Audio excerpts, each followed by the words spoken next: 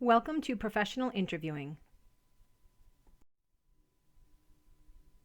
Your first step to prepare for an interview is to research the company online.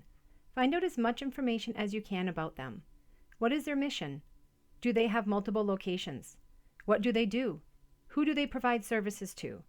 Then review the job description and think about why you are interested in this position and what skills you have that are a good fit for the position.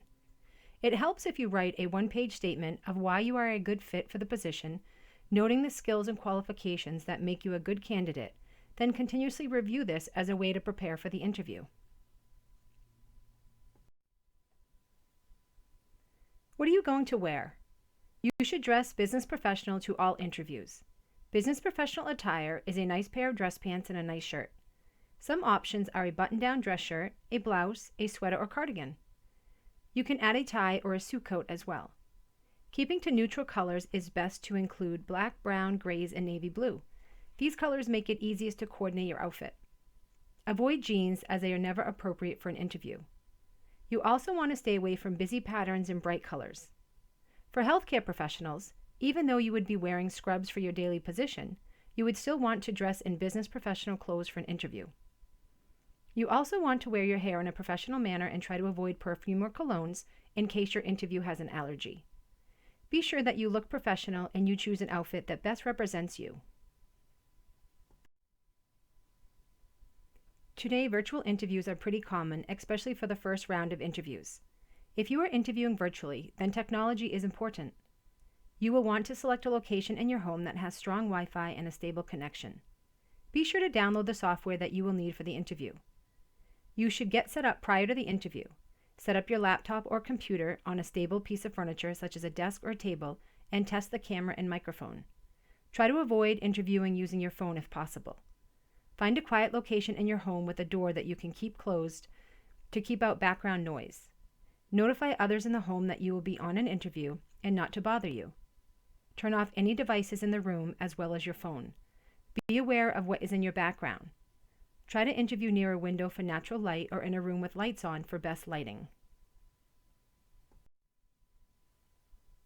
If you are interviewing in person, you need to make sure you arrive on time for the interview and plan ahead for traffic and road construction. Planning to arrive 30 minutes early will give you extra time in the event that you run into an obstacle during your commute. Do not go into the office until 15 minutes prior to the interview. Be sure to greet everyone you encounter with a smile and professionally. When you are called in for the interview, be sure to shake everyone's hand before you sit down. For each interview, you should bring several copies of your resume, printed on professional resume paper, to give each of the interviewers. I would recommend bringing 5 copies. You also want to bring a notebook and pen so you can write down any important information that they may provide during the interview. This is also where you would prepare and write down questions that you have for them. On the day of your interview, be sure to get set up in your quiet place early.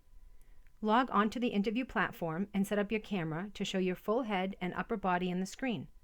If the interview is in person, leave early to give yourself plenty of time to travel and go into the office 15 minutes early. Be sure to have several copies of your resume with you on professional resume paper, a pad of paper with your questions already prepared, and a pen. At the beginning of the interview, be sure to greet each person, and if in person, shake everyone's hand before you sit down. During your interview, be sure to be attentive to the interviewer and use good eye contact. If it is virtual, be sure not to get distracted with other things and focus on the screen. Speak clearly and do not use acronyms that are not well known by everyone in the interview. Take a moment to think about each question before you answer it, and it is okay to ask for clarification if you are not sure about the question. The interview should be back and forth conversation as you need to make sure it is a good fit for you just as much as they are seeing if you are a good fit for their position.